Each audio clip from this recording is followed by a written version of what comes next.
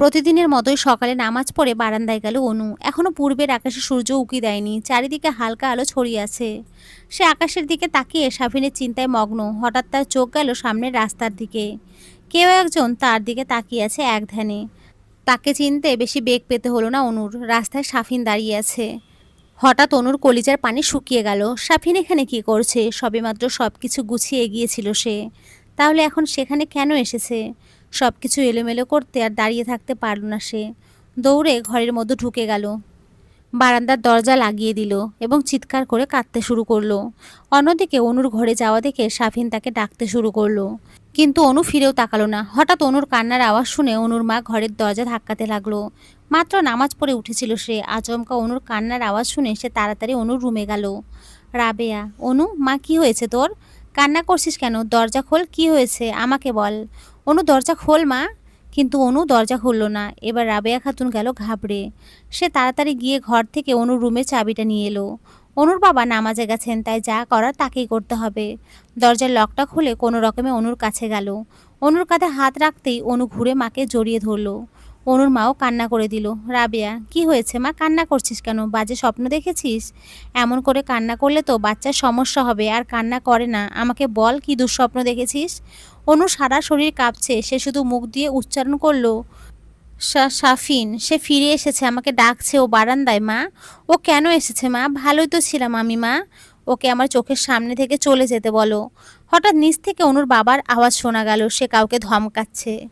সে অনুকে নিয়ে উঠে দাঁড়ালো। তারপর বাইরে বেরোলো দেখার জন্য কি জন্য সাত সকালবেলা অনুর বাবা চেঁচাচ্ছেন।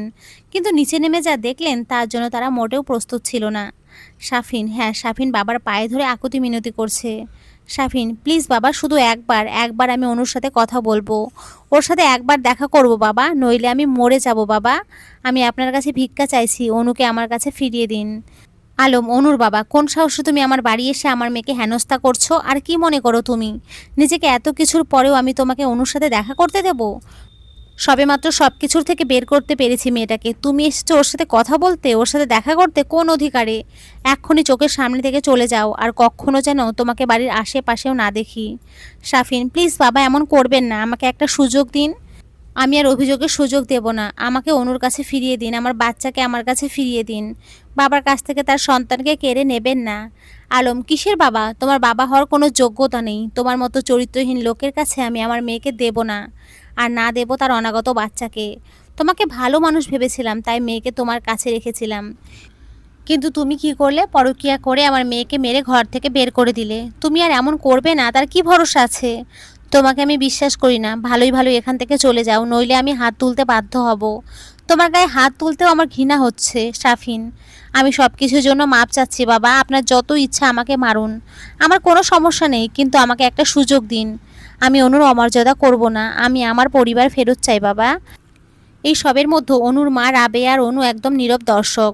তার মেয়ের জীবন কেন এমন হচ্ছে? সাফিন তাকে ছেড়ে দিয়েছিল, তাহলে কেন আবার ফিরে এসেছে? যখন দেখলো সাফিনকে কোনোভাবেই থামানো যাচ্ছে না, সে অনু শাশুড়ির নাম্বার ডায়াল করলো। ছেলেকে শান্ত করে রুমে রেখে এসে ছেলে চিন্তা করতে করতে কখন যে চোখ লেগেছিল বুঝতেই পারেনি। সে হঠাৎ করে ফোনের রিংটোনের আওয়াজ শুনে ঘুম ভেঙে গেল। ঘড়ির দিকে চোখ পড়তে দেখলো 6টা বাজে। এত সকালে কে ফোন দিল? ফোনের নম্বর দেখে বুঝতে পারলো কোনো সমস্যা হয়েছে। সে তাড়াতাড়ি রিসিভ করতে শোনা গেল, রাবেয়া, হ্যালো আপা, সাত সকালে আপনার ছেলে বাড়ির সামনে এসে পাগলামি করছে। কোনোভাবেই তাকে থামানো যাচ্ছে না। এদিকে অনু কান্না করতে করতে অস্থির হয়ে যাচ্ছে। দয়া করে আপনার ছেলেকে এখান থেকে নিয়ে যান, নইলে একটা না একটা কেলেঙ্কারি হয়ে যাবে। আমরা পুলিশ ডাকতে বাধ্য হব। রাহেলা, আমার ছেলে মানে সাফিন? সাফিন ততক্ষণ ঘরেই ছিল, তাহলে কখন গেল সেখানে?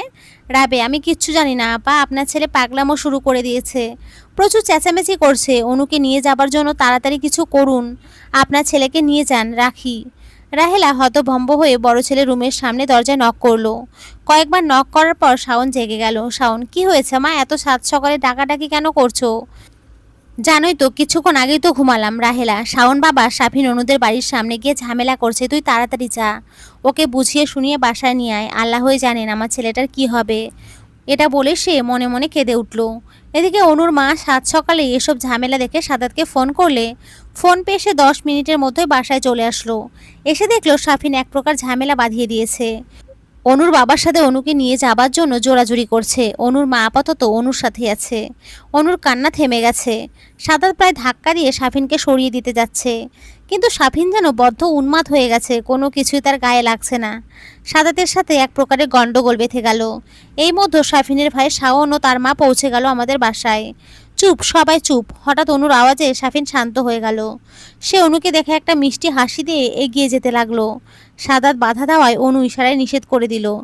সাফিন অনুর ঠিক সামনে গিয়ে ওর হাত ধরতে চাইলে অনু হাত সরিয়ে নিল। সাফিন কিছু মনে করলো না। সে তার তৃষ্ণা মেটাচ্ছে। কতদিন পর সে অনুকে এত কাছ থেকে দেখতে পারছে, এটাই কম কি সে। এবার অনু কথা বলল। অনু, কি চাই, কেন এখানে এসেছো? অনু সাফিনকে তুমি বলে সম্বোধন করতে কিছুটা অবাকই হলো, কারণ এই 2 বছরে অনুকে হাজার বলেও তুমি করে বলতে পারিনি। তুমি করে বলতে বললে সে একটা কথাই বলতো, অনু তুমি কথাটা কেমন যেন পরপর লাগে। আপনি আমার কাছে ভালো লাগে। যেদিন আপনি আমার পর হয়ে যাবেন সেদিন থেকে আপনাকে আমি তুমি করে বলবো। তাই সাফিন আর কথা বাড়ায়নি। সাফিনের কাছে অনুর মুখে আপনি ডাকটা সব থেকে মধুর ডাক মনে হতো, কিন্তু আজকে অনু তাকে তুমি করে বলছে। তাহলে কি অনু তাকে পর করে দিয়েছে? হ্যাঁ, পরই তো সে, যে নিজেই অনুকে পর করে দিয়েছিল, তাই অভিমান তো হবেই। কিন্তু এইবার অভিমান ভাঙাতে হবে তার, বেশ কাঠখড় পোড়াতে হবে। এবার সে খুব বেশি আঘাত দিয়েছে অনুকে, ভাবতে মুচকি হাসল সে। অনু, কি হলো, কথা বলছো না কেন? কেন এসেছো এখানে, কি চাই? সাফিন অকপটে বলে দিল, তোমাকে তোমাকে চাই আমার। অনু, কেন আমাকে কেন চাই? আমার মতো সেকেলে আনস্মার্ট পরনির্ভরশীল একটা মেয়েকে কেন চাই তোমার? আমার তো যোগ্যতা নেই তোমার সাথে থাকার। তুমি নিজে আমাকে তোমার লাইফ থেকে দূর করে দিয়েছো। তাহলে এখন কেন ফিরে এসেছো? আর তোমার ইরা কই? সাফিন হতাশ কণ্ঠে বলল, ইরা নেই, চলে গেছে। সে অন্য কাউকে ভালোবাসে। অনু, ও, ইরা চলে গেছে, তাই এখন আমার প্রয়োজন? আবার যখন আমার থেকে ভালো অন্য কাউকে পাবে তখন আবার এভাবে ছেড়ে দেবে। আর তুমি ভাবলে কি করে এত কিছুর পর আমি তোমার কাছে ফিরবো? আমাকে কি তোমার মানুষ মনে হয় না? খেলার পুতুল ভাবো আমাকে? যখন চাইবে ছুঁড়ে ফেলবে, আবার যখন চাইবে কাছে টেনে নেবে। এতদিন অনুর ভালোবাসা দেখেছো, এবার ঘৃণা দেখবে। সাফিন, অনু শোনো, আমি ইরাকে কোনোদিনই ভালোবেসিনি। আমি শুধু ওর মুহূর্তে আটকে ছিলাম। বিশ্বাস করো, আমি সব সময় তোমাকেই ভালোবেসেছি। অনু, ব্যাস, অনেক হয়েছে, আর না। আপনার মুখ থেকে একটা কথাও শুনতে চাচ্ছি না। ভালোবাসার কথা বলছেন? ভালোবাসার কথা আপনার মুখে মানায় না। আপনি এক্ষুনি আমার বাড়ি থেকে বের হয়ে যাবেন। বলেই আর এক মুহূর্ত দাঁড়ায় না সে। সে আরও কিছু ভয়ানক কথা বলতে চেয়েছিল, কিন্তু বড়রা সামনে আছে বলে কিছু বলতে পারলো না। অনুর যাওয়া দেখে সাফিন তাকে ধরতে গেল। তার আগে সাদাত তাকে টেনে ধরলো আর মাথার ইশারা করে না করলো, কিন্তু সাফিন থামলো না। সে চিৎকার করে বলতে লাগলো, সাফিন, অনু প্লিজ যেও না, আমাকে আর একটা সুযোগ দাও। আমি আগের মতো সব কিছু ঠিক করে ফেলবো। অনু প্লিজ ফিরে চলো। তুমি যা চাইবে, যেভাবে চাইবে সব তেমনই হবে। আমার জন্য না হয় অন্তত আমাদের বাচ্চার জন্য হলেও ফিরে চলো। তাকে কেন বাবার ভালোবাসা থেকে বঞ্চিত করছো? ওর কি দোষ? প্লিজ অনু। সাফিনকে কোনোভাবে আটকানো যাচ্ছিল না, তাই শাওন সামনে এগিয়ে আসলো। আর মিসেস রাহেলা থেকে ছেলের পাগলামিগুলো দেখে যাচ্ছে। না, এর একটা বিহিত করতেই হবে। সে সাফিনকে শান্ত করার জন্য বলল, সাফিন শান্ত হ বাবা, আমি কথা বলছি অনুর সাথে। আমরা বোঝাবো অনুকে। মায়ের কথা শুনে আশ্বস্ত হলো সাফিন। সে চুপ হয়ে গেল। এবার সে অনুর বাবা মায়ের দিকে ফিরল। আমার কিছু কথা আছে আপনাদের সাথে, দয়া করে আগে আমার সম্পূর্ণ কথাটা শুনবেন। আলম, আমার মনে হয় না এই ব্যাপার নিয়ে আমাদের আর কোনো কথা থাকতে পারে। দয়া করে আপনারা আপনাদের রাস্তা দেখুন আর খেয়াল রাখবেন, আপনার ছেলেকে যেন আর আমাদের বাড়ির আশেপাশে না দেখি। তাহলে আমাদের পুলিশ ডাকা ছাড়ার কোনো রাস্তা থাকবে না। আপনারা আসতে পারেন বলে আলম সাহেব উপরে চলে গেল তার মেয়ের কাছে। তার মেয়ের এখন তাকে প্রয়োজন। খুব বড় একটা আঘাত পেয়েছে সে। তাকে শান্ত করতে হবে। সাহেলা আপা, আপনি অন্তত আমার কথাটা তো শুনুন। আমাকে একবার অনুর সাথে কথা বলতে দিন, তারপর যে সিদ্ধান্ত নেবে আমরা মেনে নেব। আমি নিজের চোখের সামনে আমার সন্তানের এই অবস্থা সহ্য করতে পারছি না। আর অনু ও সাফিনকে ছাড়া ভালো নেই, আমি জানি। তাছাড়া বাচ্চাটার কথা তো অন্তত ভাবুন, সে কেন কষ্ট পাবে। আর সমাজে সিঙ্গেল মাদারের অনেক সমস্যা ফেস করতে হয়। দোষ যতই ছেলেদের হোক না কেন, মেয়েদেরকেই দোষারোপ করে, আমি জানি। আমি চাই না অনুর উপরে কেউ আঙুল তুলুক। আপনি দয়া করে একবার আমাকে অনুর সাথে কথা বলার অনুমতি দিন। ওর সাথে কথা বলেই আমরা চলে যাব। অনুর মা ভাবলো, অনু যদি সাফিনের কাছে ফিরে যেতে চায় তাহলে আর সমস্যা কোথায়? তাছাড়া বাচ্চাটার কথা তো চিন্তা করতে হবে। বাবা ছাড়া বাচ্চা মানুষ করতে তার মেয়ের কষ্ট হয়ে যাবে। সমাজের লোক নানান কথা বলবে। অনু এই সময় দোষারোপ করবে। তাই অনুর কাছ থেকে জানা উচিত সে কি চায়। তাই সে রেহালাকে অনুর সাথে কথা বলার অনুমতি দিল। সে ঘরের সামনে গিয়ে দেখলো বাবা মেয়ে বসে আছে, তাই দরজায় নক করলো। অনুর বাবা বলে উঠল, আলম, আপনি এখানে কেন? আপনাকে তো বলা হয়েছে যে আমরা কোনো কথা শুনতে চাই না। আমাদের মেয়ে এত ফেলনা হয়ে যায়নি যে আপনার চরিত্রহীন ছেলের কাছে তাকে ফেরত পাঠাতে হবে। অনুর বাবাকে থামিয়ে দিল। অনু, আসতে দাও ওনাকে বাবা, তুমি চিন্তা করো না, উনি হয়তো আমার সাথে কথা বলতে চান। মেয়ের কথা শুনে আলম সাহেব আর কথা বাড়ালেন না। তিনি অনুর ঘর ত্যাগ করলেন আর মিসেস রাহেলা গিয়ে অনুর পাশে বসে অনুর হাত নিজের হাতের মুঠোয় নিল। রাহেলা, অনুমা আমার, আমি জানি আমি এখন যে কথাগুলো বলবো তুই আমাকে স্বার্থপর ভাববি। হ্যাঁ, আমি স্বার্থপর নিজের সন্তানের জন্য, হয়তো প্রত্যেক মাই তার সন্তানের জন্য স্বার্থপর হয়। দেখ অনু, জীবনে কেউই একা চলতে পারে না, সবারই একটা না একটা সঙ্গীর প্রয়োজন, তার সুখ দুঃখ হাসি কান্না সব কিছু ভাগাভাগি করার জন্য। আমার ছেলেটার তোকে প্রয়োজন, সে তোকে অসম্ভব ভালোবাসে। আর পুরুষ মানুষ একটু আধটু এসব করেই। ওকে এবারের মতো মাপ করে দে অনু, তোরা আবার আগের মতো হয়ে যা। আর তাছাড়া একবার বাচ্চাটার কথা তো ভাব, সে কেন বাবার থাকতে এতিমের মতো বড় হবে? তারও তো বাবার প্রয়োজন। আমার ছেলেটাকে মেনে নে অনু। শাশুড়ির কথাগুলো শুনে অনু একটু তাচ্ছিল্যের হাসি আসলো। অনু, আপনি প্রমাণ করে দিলেন মা, শাশুড়ি কখনোই মা হয় না। যদি আজকে আমার জায়গায় আপনার মেয়ে থাকতো, তাকে কি সাফিনের মতো ছেলের হাতে তুলে দিতেন? আর জীবনে একা চলার কথা বলছেন তো, কে বলেছে আমি একা? আমার পাশে আমার বাবা মা আছে, আমার সন্তান আছে। আর কি চাই বেঁচে থাকার জন্য? আর একটা কথা কি জানেন মা, ভালোবাসার মূল ভিত্তি হচ্ছে বিশ্বাস। আর একবার বিশ্বাস ভেঙে গেলে সেখানে আর ভালোবাসা তৈরিই হয় না। বিশ্বাস হচ্ছে কাচের মতো, ভেঙে গেলে খুব কষ্টে হয়তো জোড়া লাগানো যায়, কিন্তু দাগ সারা জীবন থেকে যায়। এই দাগ নিয়ে আর যাই হোক সংসার করা যায় না। আমাকে মাফ করবেন, আমি আপনার কথাটা রাখতে পারলাম না। কথাটা বলেই অনু উঠেই যাচ্ছিল, কিন্তু তার আগে সাফিনের মা অনুকে আটকে দিল। রাহেলা, অনু, আজ এই মা তোর কাছে হাত পাচ্ছে, আমার ছেলেকে ফিরিয়ে দিস না, ও মরে যাবে, তোকে ছাড়া বাঁচবে না। ওকে একটা সুযোগ দে, অন্তত বাচ্চাটার জন্য একটা সুযোগ দে। অনু হাত ছাড়িয়ে নিল। আমার পক্ষে সম্ভব না বলে আর দাঁড়ালো না। সে ওয়াশরুমে গিয়ে দরজা আটকে দিল। তার প্রচুর কান্না পাচ্ছে, কিন্তু তাকে তো ভেঙে পড়লে চলবে না, শক্ত হয়ে দাঁড়াতে হবে। তাকে তো সাফিনের অপমানের কড়া জবাব দিতে হবে, সবাইকে জানিয়ে দিতে হবে যে ভালো থাকার জন্য কোনো সঙ্গীর প্রয়োজন নেই। সে একবার বিশ্বাস করে ঠকেছে, আর না। এইবার তো সামনে নিয়েছে, পরের বার হয়তো মরেই যাবে। সারা ঘর সমানে পায়াচারি করছে সাফিন, একবার ঘরে যাচ্ছে, একবার সিঁড়ির কাছে যাচ্ছে। কখন মা আসবে সে অনুর খবর নিতে পারবে এই আশায়। তার চিন্তার অবসান ঘটিয়ে তার মা এলো, কিন্তু তার চোখ মুখ ফ্যাকাশে দেখাচ্ছে। তার বুকটা ধক করে উঠল। তাহলে কি মা অনুকে মানাতে পারেনি? না না, মা তাকে বলেছে অনুর সাথে কথা বলবে, আর মা কিছু বলে অনু তা কখনোই অমান্য করবে না, সে জানে। তাই কৌতূহল ধরে রাখতে না পেরে সে জিজ্ঞেস করলো, সাফিন মা, কথা হয়েছে তোমাদের? কি বলেছে অনু? ও আমার কাছে ফিরবে বলেছে, তাই না? আমি জানতাম ও তোমার কথা ফেলতে পারবে না, ও ঠিক চলে আসবে। তোমারও তো খুশি হওয়ার কথা, তোমার মুখটা এমন ফ্যাকাশে দেখাচ্ছে কেন? ও, তুমি তো আবার ওকে পছন্দ করো না। মা, একটু অ্যাডজাস্ট করে নাও প্লিজ। অনু অনেক ভালো মেয়ে, তোমাকে অভিযোগের কোনো সুযোগ দেবে না। একবার ওকে আসতে দাও, আমরা সবাই আবার একসাথে থাকবো। এই সময় তো সবার একসাথে থাকার প্রয়োজন। আমি তো সারাদিন অফিসে থাকবো, ওর দেখাশোনা করতে হবে। তাহলে আমরা এক কাজ করি, অনু কবে আসবে বলেছে? আমি কালই জিনিসপত্র সব শিফট করে ফেলি, নয়তো দেখবে অনু এই অবস্থায় কাজ করা শুরু করে দেবে। নিজের খেয়াল তো রাখেই না, কি জানি আমার বাবাটার কে খেয়াল রাখছে। আচ্ছা তাহলে আমি উঠি, মালপত্রগুলো সেট করার ব্যবস্থা করি। রাহেলা, অনু ফিরবে না। সাফিন উঠে যাচ্ছিল। মায়ের কথাটা শুনে আবার তার দিকে জিজ্ঞাসু দৃষ্টিতে তাকালো সাফিন। অনু ফিরবে না মানে? রাহেলা, ফিরবে না মানে ফিরবে না। ও তোর সাথে সংসার করতে ইচ্ছুক না। সাফিন, সংসার করতে ইচ্ছুক না মানে কি? ওর ইচ্ছা অনিচ্ছাতে কি আসে যায়? আমি সংসার করতে ইচ্ছুক। সংসার আর তোর একার না, আমারও। তাহলে ও একা কেন সিদ্ধান্ত নেবে? আমি ওর সাথে কথা বলবো, আমি যাচ্ছি। সাফিনের কথা শুনে শাওন বলে উঠল, শাওন, যাচ্ছি মানে কই যাচ্ছিস?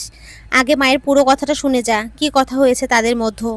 তারপর মিসেস রাহেলা তার আর অনুর কথাগুলো বিস্তারিত বলল, আর অনু যে সাফিনের কাছে ফিরবে না তা পরিষ্কার করে জানিয়ে দিল। ঠিকই তো করেছে, ওর জায়গায় আমাদের বোন থাকলে আমি নিজেই সারা জীবন ওকে ঘরে বসিয়ে রাখতাম, তারপরে চরিত্রহীন পুরুষের সংসার করতে দিতাম না। আমার মতে অনু ঠিক কাজ করেছে, আর আমি জানি ও ঠিক নিজেকে গুছিয়ে নিতে পারবে। আর মা, তুমি বা কিভাবে এসব কথা অনুকে বলতে পারলে? এতদিন তো ঠিক মেয়ে মেয়ে করেছো, এখন ছেলের অভিনয় দেখে পর করে দিলে। অনু যদি তোমার মেয়ে হতো তাহলে কি পারতে তাকে সাফিনের মতো লোকের কাছে ফেরত পাঠাতে? বা সাফিনের জায়গায় যদি অনু হতো তাহলে কি সাফিন তাকে মেনে নিত? কখনোই না। তাহলে অনু কেন মানবে মেয়ে বলে? মেয়েদের কি আত্মসম্মান নেই যে তারা এত অপমানের পরেও সাফিনের মতো মানুষের সাথে সংসার করবে। ওর বাবা মা ভালো মানুষ বলে এখন পর্যন্ত শাফিনকে কিছু করেনি। আমি হলে তো জ্যান্ত পুঁতে দিতাম। আর বারবার সে এত ভালোবাসা ভালোবাসা করছে, আজকে যদি ইরা তাকে মাঝ রাস্তায় ফেলে না যেত তাহলে সে এতক্ষণে ইরার পেছনে ঘুরতো। অনুর কথা মুখেও আনতো না। এখন ইরা নেই বলে অনুকে চায়। কি বিশ্বাস আছে ওর যে অন্য ইরাকে পেয়ে আবার অনুকে ছেড়ে যাবে না? শাফিন সম্পূর্ণ নীরব হয়ে আছে, মাথা নিচু করে মার ভাইয়ের কথাগুলো শুনছে। ঠিকই তো বলছে তারা। খুব তো অন্যায় করেছে সে অনুর সাথে, তাই বলে কি ক্ষমা হয় না? একবার কি মাপ করা যায় না? সে তো তার ভুল বুঝতে পারছে আর কষ্ট হচ্ছে। অনুকে যে করেই হোক ফিরিয়ে আনতে হবে, দরকার হলে পায়ে ধরবে। যতক্ষণ না পর্যন্ত মাপ করবে ততক্ষণ পর্যন্ত হাল ছাড়ছে না সে। সে তার অনাগত বাচ্চা ও অনুকে নিয়ে সুখে থাকতে চায়। তারপর ভাবলো আজকে আর না, এমনিতে অনেক ধকল গেছে অনুর উপরে। তাই আর আজকে যাবে না সে অনুর কাছে, কাল যাবে। একদিনে বেশি উত্তেজিত হলে অনু অসুস্থ হয়ে যাবে। এমনিতেই ডক্টর নিষেধ করেছে বেশি মানসিক চাপ নিতে। 2 দিন পর সকাল 4টা হজরত শাহজালাল আন্তর্জাতিক বিমানবন্দরে দাঁড়িয়ে আছে অনুর বাবা মা অনু ও সাদাত। তারা অনুকে সি অফ করতে এসেছে। অনুর মা প্রচণ্ড কান্না করছে। কান্না দেখে মনে হচ্ছে অনু সারা জীবনের জন্য চলে যাচ্ছে। অনু, হয়েছে মা, আর কত কাঁদবে? আমি তো আর সারা জীবনের জন্য যাচ্ছি না। তুমি এমন করে কাঁদলে আমি কি যেতে পারবো? আমারও তো কষ্ট হচ্ছে। কই, আমি তো কাঁদছি না।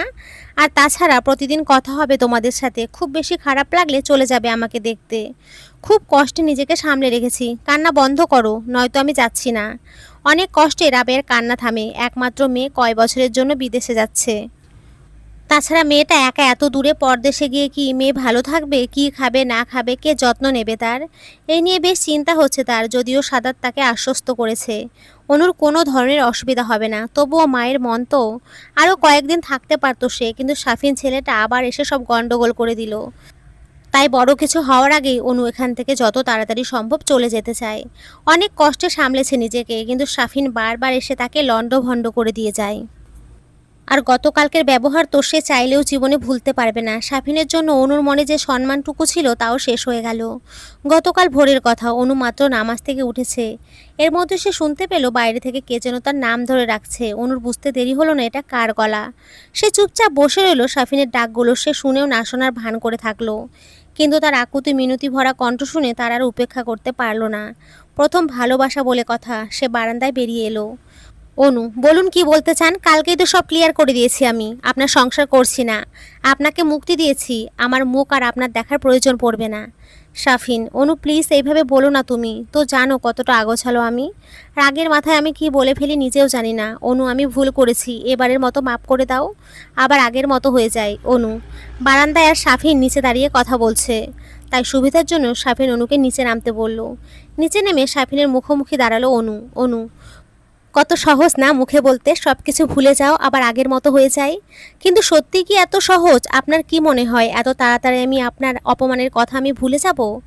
আপনি আমার যোগ্যতা নিয়ে, আমার লাইফস্টাইল নিয়ে প্রশ্ন তুলেছেন, খাওয়া নিয়ে খোঁটা দিয়েছেন। ইভেন আমাদের ভালোবাসার মুহূর্তটাকে আপনি স্যাটিসফ্যাকশনের নাম দিয়ে জঘন্য করেছেন।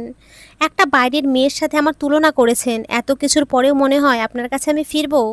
এই কয়েক বছরে এই চিনেছেন আমাকে। সত্যি কথা বলতে আপনি আমাকে ভালোবাসেননি। ভালোবাসাটা একতরফা শুধু আমার পক্ষ থেকে ছিল। আপনার সবগুলো প্রশ্নের জবাব নিয়ে আমার যোগ্যতা প্রমাণ দিয়ে তবে আমি আপনার সামনে আসবো। কিন্তু আপনার স্ত্রী হিসেবে না। সে তো সেদিনই মারা গেছে যেদিন তার স্বামী তাকে রেখে অন্য নারীকে নিয়ে মেতে উঠেছে। শাফিন, প্লিজ অনু, সেগুলো একটাও সত্যি ছিল না। আমি মন থেকে একটা কথাও বলিনি। রাগের মাথায় বলে ফেলেছি। তুমি তো জানোই রাগ উঠলে আমি একটা জানোয়ার হয়ে যাই। প্লিজ অনু, অন্তত আমাদের বাচ্চাটার কথা ভাবো। আমার বাবা ডাক থেকে বঞ্চিত করো না। আমি যখন জানতে পেরেছি আমার কেমন যে অনুভূতি হয়েছিল তোমাকে বলে বোঝাতে পারবো না। আমার কাছ থেকে আমার এই অনুভূতিকে কেড়ে নিও না। আমি একজন ভালো বাবা হতে চাই, ভালো স্বামী হতে চাই, আমার সন্তানের সব দায়িত্ব পালন করতে চাই। আমাকে একটা সুযোগ দিয়ে দেখো, কখনোই তোমার অমর্যাদা করব না। তোমার কাছ থেকে দূরে গিয়ে আমি বুঝতে পেরেছি তুমি আমার জন্য কি। তুমি বিশ্বাস করবে কিনা জানি না, তুমি যাওয়ার পর একটা রাতও আমি ঘুমোতে পারিনি। তোমাকে আমি ভালোবাসি অনু। কোনো উত্তেজিত হয়ে উঠল। অনু, আপনার এই ভালোবাসা কোথায় ছিল যখন আপনি অন্য মেয়ের সাথে রাত কাটিয়েছেন? এই ভালোবাসা কোথায় ছিল যখন আমার গায়ে হাত তুলেছেন? আপনার ভালোবাসা কই ছিল যখন আপনি আমাকে অপমান করেছিলেন? ভালোবাসার মানুষকে আর যাই হোক কষ্ট দেওয়া যায় না। কই, আমি তো পারিনি এত কিছুর পরেও আপনার ক্ষতি করতে, কারণ আমার ভালোবাসাটা সত্যি ছিল। আর আপনি আমাকে কেন নিতে চাচ্ছেন? আমি তো আপনার যোগ্যই না। আপনাকে শারীরিক দিক দিয়ে সুখী করতে পারিনি, এখন তো আরও পারবো না, প্র্যাকটিস নেই তো অনেক দিনের, তাই আমাকে নিয়ে লাভ হবে না। তাছাড়া প্রেগনেন্ট অবস্থায় পারফরমেন্স ভালো হবে না, তার থেকে ভালো যে আপনার যোগ্য স্টাইলিস্ট মডেলের মতো দেখতে হবে, আপনাকে প্রপারভাবে স্যাটিসফাই করতে পারবে, বসে বসে আপনার অন্ন ধ্বংস করবে না, স্বাধীনভাবে চলাফেরা করবে, এমন মেয়েকে বিয়ে করা উচিত যাকে দেখে আপনার ফ্রেন্ডরা প্রশংসা করবে। আর আমি থাকলে তো আপনি বারবার তাদের কাছ থেকে অপমানিত হবেন, বিব্রত হবেন।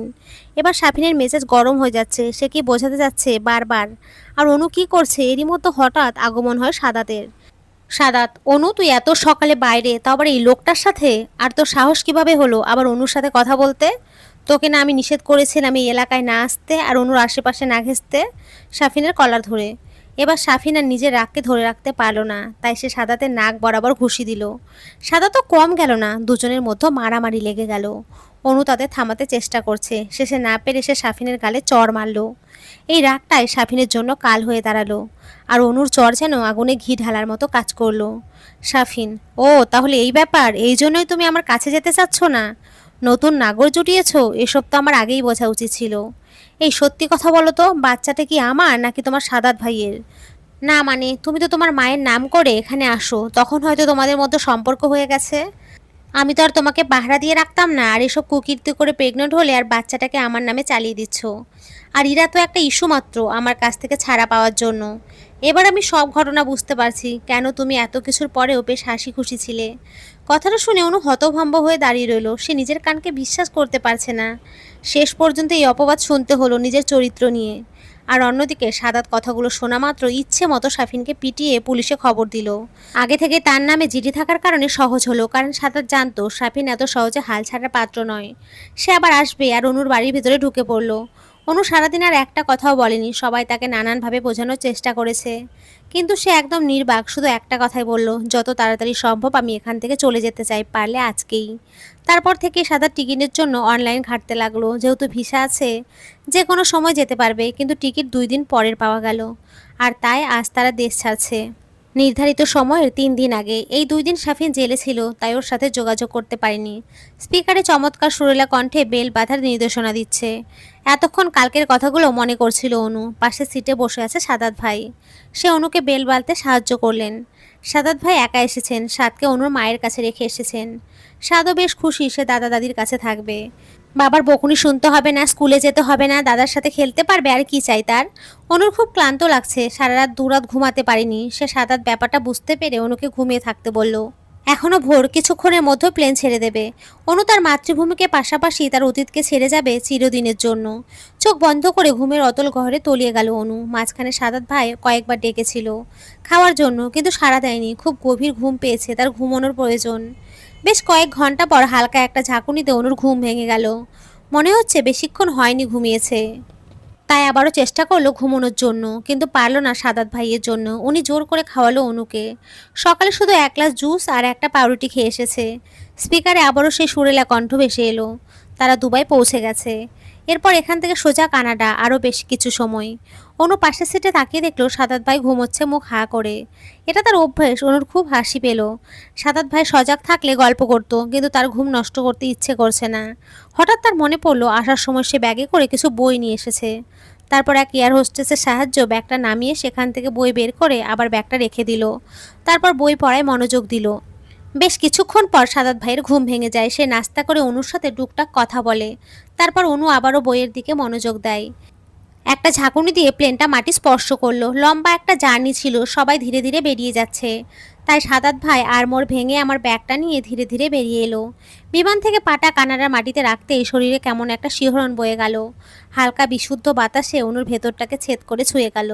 অনু বুক ভরে একটা নিঃশ্বাস নিল আর মনে মনে বলল, আমি এসে গেছি আমার যোগ্যতা অর্জন করতে, নতুন করে নিজেকে গড়ে তুলতে, শাফিনকে তার অপমানের জবাব দিতে। তারা যে এয়ারপোর্টে এসে দাঁড়িয়েছে সেটা স্বর্ণের তৈরি কোনো বিশাল ম্যানশনের মতো মনে হচ্ছে, যেন উজ্জ্বল কোনো সোনালি আভা ছড়াচ্ছে। তারপর তারা একটা ক্যাব ভাড়া করে নির্দিষ্ট স্থানে পৌঁছে গেল। সাদাতের কথা মতো তার চাচা চাচি সত্যিই অমায়িক খুব ভালোভাবে সমাদর করলো তাদের। আর সাদাতের কাজিন নেহা প্রায় অনুর সাথে লেগেই থাকলো। মেয়েটা প্রচুর চঞ্চল, তার কথাতেই বোঝা যাচ্ছে। নেহা অনুর থেকে 5 থেকে 6 বছরের ছোট হবে। আসতে না আসতে অনুকে সবাই আপন করে নিল, তারপর কিছুক্ষণ কথা বলে বিশ্রামের জন্য পাঠিয়ে দিল। এমনিতে অনেক জার্নি করে এসেছে, তারা বেশিক্ষণ থাকলে শরীর খারাপ করবে। রাতে অনু আর ডিনার করলো না, প্রচণ্ড ক্লান্ত থাকায় আর ঘর থেকে বের হলো না। আর সাদাত তো তার চাচা চাচিকে সবকিছু খুলে বলল, তারা অনুর সাথে ঘটে যাওয়া সবকিছু নিয়ে খুব দুঃখ প্রকাশ করলো। পরের দিন সাদাত ইউনিভার্সিটিতে গিয়ে অনুর অ্যাডমিশনের যাবতীয় কাজ কমপ্লিট করে এলো। সামনের সপ্তাহ থেকে ক্লাস শুরু হবে। অনুকে তার ডিপার্টমেন্ট দেখিয়ে দিল, লাইব্রেরি দেখিয়ে দিল, তারপর বাড়িতে চলে এলো। ঘোরাঘুরি আর আড্ডার মধ্যেই 7 দিন চলে গেল। সাদাত যাওয়ার সময় অভ্যাসবশত একগাদা উপদেশ দিয়ে গেল আর অনুকে তার চাচা চাচির কাছে রেখে এলো। প্রথম দিন একটু নার্ভাস ছিল অনু, কিন্তু তা কিছুক্ষণের মধ্যেই কেটে গেল। সে দুজন বাঙালি ফ্রেন্ড পেল, ও একজন ইন্ডিয়ান, এছাড়াও কয়েকজন ব্রিটিশ আর লোকাল ছেলে মেয়েদের সাথে ফ্রেন্ডশিপ হয়ে গেল। তারা সারাদিন গল্প আড্ডায় মেরে থাকতো। অনু আস্তে আস্তে তাদের সাথে ফ্রি হয়ে গেল। তাছাড়া বাড়তি কোনো সমস্যাই ছিল না, কোনো রকম প্রয়োজন হলে তার লোকাল ফ্রেন্ডটা তাকে হেল্প করতো। অনুর চঞ্চলতায় মুগ্ধ হয়ে অনেকেই অনুকে প্রপোজ করে, কিন্তু অনু এসব বিষয়ে খুব সুন্দরভাবে হ্যান্ডেল করতো। সে সম্পর্কে ভয় পায় আর কারোর সাথে জড়াতে চায় না। সে দিন এইভাবেই যেতে লাগলো। ভার্সিটির ফ্রেন্ড, নেহার সাথে আড্ডা, পড়ালেখা, মা বাবার সাথে কথা বলা আর সাদাত ভাইয়ের উপদেশ, সবকিছু মিলিয়ে অনুর দিন বেশ ভালোই কাটতে লাগলো। শুধু মাঝে মাঝে সাফিনের কথা মনে পড়লে বুকে চিনচিনে ব্যথা হতো। দেখতে দেখতে অনুর ডেলিভারির টাইম হয়ে গেল। অনুর মা অনুর ডেলিভারির 1 মাস আগে কানাডা আসলো। সে অনুকে নিয়ে অন্য কোথাও থাকার জন্য জোর করলেও সাদাতের চাচি দিল না। অনুকে তারা নিজের মেয়ের মতোই ভাবে। অনুর প্রেগনেন্সিতে কিছু সমস্যা থাকার কারণে তার সিজার করতে হলো। অপারেশন রুমে যাওয়ার আগে একবার হলেও সাফিনের মুখ দেখতে খুব ইচ্ছে করছিল।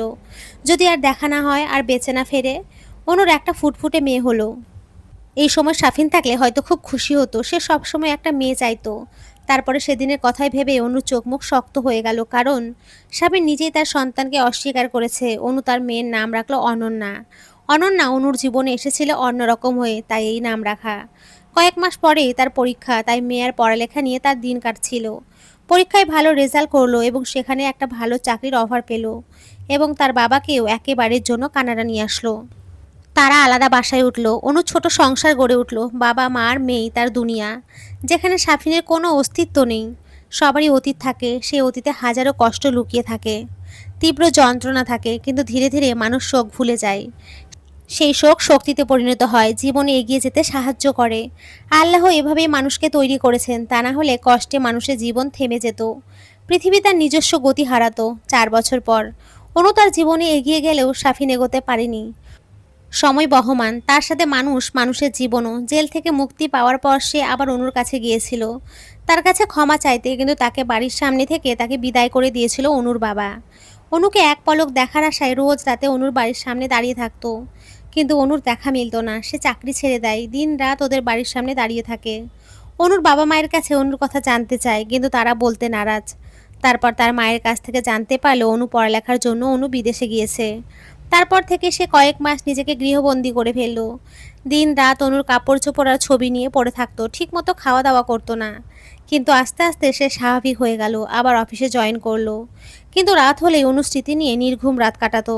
সে দিন রাত অনুর কথা ভাবে আর বাচ্চার কথা ভাবে। নিশ্চয়ই তার সন্তান পৃথিবীতে এসেছে, সে কি ছেলে নাকি মেয়ে? সে কি আর অনুকে আর তার সন্তানকে চোখে দেখতে পারবে না? ছেলের বিষণ্ণতা ও মন খারাপ দেখে সাপিনের মা প্রায়ই তাকে বিয়ের কথা বলে, মেয়েদের ছবি দেখায়, কিন্তু সে বিয়ে করতে নারাজ। সে অনুকে ভালোবাসে, অনু ছাড়া তার মনে অন্য কারোর জায়গা হবে না। অন্য কাউকে বিয়ে করতে হলে অবশ্যই তাকে ভালোবাসতে হবে, নয়তো তাকে ঠকানো হবে। কিন্তু সাফিনার কাউকে ঠকাতে চায় না। একবার ঠকানোর ফল সে হাড়ে হাড়ে পাচ্ছে। নিজের সন্তান থাকতেও আর 4 বছর সে তার মুখ দেখতে পারেনি, বাবা ডাক শুনতে পারেনি। তার থেকে বড় হতভাগা আর কে আছে? আর সবই তার কর্মের ফল, সে নিজে এসবের জন্য দায়ী। হয়তো অনু ঠিকই করেছে, সে অনুকে ডিজার্ভ করে না। অনু যে কতটা পবিত্র তার সাফিনের থেকে ভালো হয়তো কেউই জানে না। তারপরেও সে সেদিন অনুর চরিত্র নিয়ে কথা বলেছে। তার কোনো অধিকারই নেই অনুর সাথে থাকার। সেদিন পুলিশ তাকে ধরে নিয়ে গিয়েছিল। মাথা ঠান্ডা হওয়ার পর সে বুঝতে পারে সে অনুকে কি বলে ফেলেছে। অনুর চরিত্রে দাগ দিয়েছে। তারপর সে পুলিশকে অনেকবার ছাড়ার জন্য অনুরোধ করেছে। তার বাবা মাকে খবর দেওয়া হয়েছিল, তারাও চেষ্টা করেছে সাবিনকে ছাড়ানোর। শেষ পর্যন্ত কোনো উপায় না পেয়ে টাকা অফার করেছে, কিন্তু 2 দিনের আগে পুলিশ তাকে ছাড়েনি। আর যখন ছাড়া পেল তখন অনেক দেরি হয়ে গেছে। অনু তার থেকে দূরে চলে গেছে। অনু যাওয়ার 1 বছর পর সাফিন তখন স্বাভাবিক ছিল। হঠাৎই অফিসে যাওয়ার সময় ইরার সাথে দেখা হয়ে গিয়েছিল। মেয়েটার আগের মতো নেই, অত মেকআপ নেই মুখে, সাধারণ একটা সালোয়ার কামিজ পরেছে। চোখের নিচে কালো চেহারা আর আগের মতো লাবণ্য নেই, কেমন যেন মিলিয়ে গেছে। ইরাকে দেখে সাফিন সৌজন্যতার খাতিরে ডাক দিল। প্রথমে ইরা তাকে দেখেও না দেখার ভান করলো, কিন্তু সাফিন সামনে পড়ে যাওয়ার পর তাকে উপেক্ষা করতে না পেরে সৌজন্যতার খাতিরে মুচকি হাসি দিল। সাফিনে প্রথমে জিজ্ঞেস করলো, সাফিন কেমন আছো? ইরা, দেখতেই তো পাচ্ছ কেমন আছি, পাপের ফল ভোগ করছি। পারলে আমাকে মাপ করে দিও, তোমাকে ঠকানোর জন্য আমি চাইনি তোমাকে ঠকাতে, কিন্তু কিভাবে যেন সবকিছু চেঞ্জ হয়ে গেল। সাফিন, সে কবেই তোমাকে মাপ করে দিয়েছি, তুমি ধোকা না দিলে তো বুঝতেই পারতাম না আমি কত বড় ভুল করেছি। ছাড়ো এসব কথা, এখানে কেন আর এই অবস্থায়? ইরা, তোমার কাছ থেকে যাওয়ার পর আমি আয়াজকে বিয়ে করি। সব কিছু ভালোই চলছিল, কয়েক মাস পর তাদের বাবা মা নাতি নাতনির মুখ দেখতে চাইছিল। আমারও কোনো সমস্যা ছিল না, তাছাড়া চাকরি ছেড়ে দিয়েছিলাম। সংসারের সব কাজ আমাকে করতে হতো। কিন্তু কয়েক মাস চেষ্টা করার পরেও যখন বাচ্চা হলো না, তখন ডাক্তার দেখালাম। সেখান থেকে জানতে পারলাম আমি কোনোদিন মা হতে পারবো না, কারণ আমি এর আগে 2বার অ্যাবর্শন করেছি। ভুল অপারেশনের কারণে দ্বিতীয়বার আমার জরায়ু কেটে ফেলা হয়েছে। এরপর থেকে সব কিছু আস্তে আস্তে পরিবর্তন হতে লাগলো। আজ আমার সাথে খারাপ ব্যবহার করতে লাগলো, গায়ে হাত তুলতো, আমাকে সহ্য করতে পারতো না। এমনকি তার বাবা মাও। তারপর একদিন আমাকে ডিভোর্স লেটার দেয়, কিন্তু আমি ওকে সত্যিই ভালোবাসি, তাই ওকে ডিভোর্স দিতে অস্বীকার করি। সেদিন আমাকে প্রচুর মারে, তারপরেও কিছু বলিনি। তারপরের দিনই আয়াজ একটা মেয়েকে বিয়ে করে আনে। এখন সতীনের সংসার করি। একবার মা বাবার কাছে চলে যেতে চেয়েছিলাম, কিন্তু তারা আমাকে তাদের কাছে রাখেনি, তাই আবার চলে এসেছি। ভালোবাসার মানুষটাকে চোখের সামনে দেখাটাই বা কম কি, থাক না সে অন্য কাউকে নিয়ে ভালো। আসি, ভালো থেকো, পারলে মাপ করে দিও, আর অনুকে বলো মাপ করে দিতে। সেদিন সাফিন শুধু দাঁড়িয়ে ইরার কথাগুলো শুনছিল, আর শেষ কথাটা তার মাথায় বারবার আসছিল। ইরা তো তবুও তার ভালোবাসাকে চোখের সামনে দেখতে পায়, আর সাফিন তো তাও পারে না। কিন্তু সেই অপেক্ষার কাছে অনুর অপেক্ষায় ফিরে না আসুক, অন্তত মাপ করবেন। সে যে অন্যায় করেছে তার মাপ হয় না। অনুকে হারিয়ে খুঁজছে সাফিন, খুব করে দেখতে চাচ্ছে তাকে। অনু একটা এনজিওতে কাজ করছে, প্রায় 3 বছর যাবৎ। সেখানে তার ট্রান্সফারের জন্য কাগজপত্র জমা দিয়ে আসলো।